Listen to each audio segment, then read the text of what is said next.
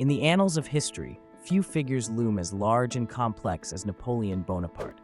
His rise from a modest Corsican upbringing to the imperial throne of France has fascinated many for centuries. But to understand the enigma of Napoleon, one must delve into his familial roots and early influences.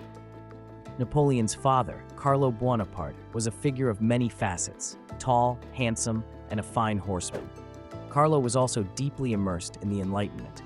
He was fluent in French, well-versed in philosophy, and critical of organized religion. However, his public charm and intellectual prowess were marred by a proclivity for extravagance, which left his family in financial disarray. Napoleon himself deemed his father a spendthrift, who inherited little beyond his father's debts, blue-gray eyes, and a disease that would eventually lead to his early death. Despite these flaws, Carlo's progressive ideas and zest for knowledge undoubtedly left an imprint on young Napoleon. In stark contrast stood Napoleon's mother, Maria Letizia Remolino, a woman of remarkable fortitude and pragmatism. Uneducated but from a reputable family, Maria Letizia was fiercely resilient, managing a household that would see the birth of 13 children, 8 of whom survived infancy. Her marriage to Carlo was arranged, and despite Carlo's romantic inclinations toward another woman, Letizia's impressive dowry sealed their union. Napoleon spoke of her with unwavering admiration. He would fondly recall her as a superb woman, a woman of ability and courage. From an early age, Napoleon had an insatiable passion for reading and learning. His formative years were a testament to his discipline and intellectual curiosity. Mostly, these early years were uncomplicated and happy, surrounded by family and friends. The Bonaparte family's prominence grew, and despite their financial woes, they sought inclusion in the French nobility.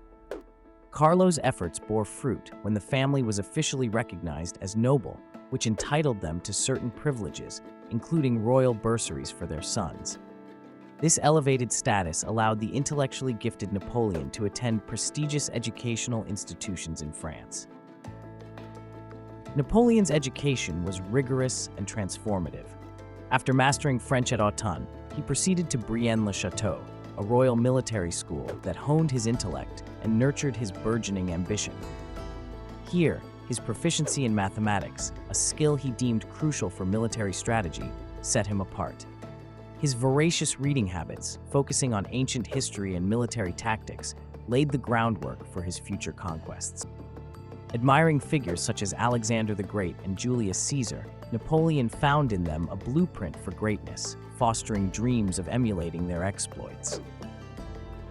Napoleon's school days were at times marked by ridicule due to his Corsican origins and accent. Such experiences shaped his fierce Corsican pride and instilled in him a sense of destiny. The convergence of these influences, his father's intellectual legacy, his mother's resilience, the rigorous educational regime, and his own precocious intellect, forged the character of a man who would come to dominate European affairs. Napoleon's transformation from a solitary Corsican boy to a masterful French emperor underscores the profound impact of his heritage and upbringing. As we reflect on Napoleon's early life, one must ponder, how might the world have been different if Napoleon had not inherited both the strengths and flaws of his parents and the unique trials of his upbringing?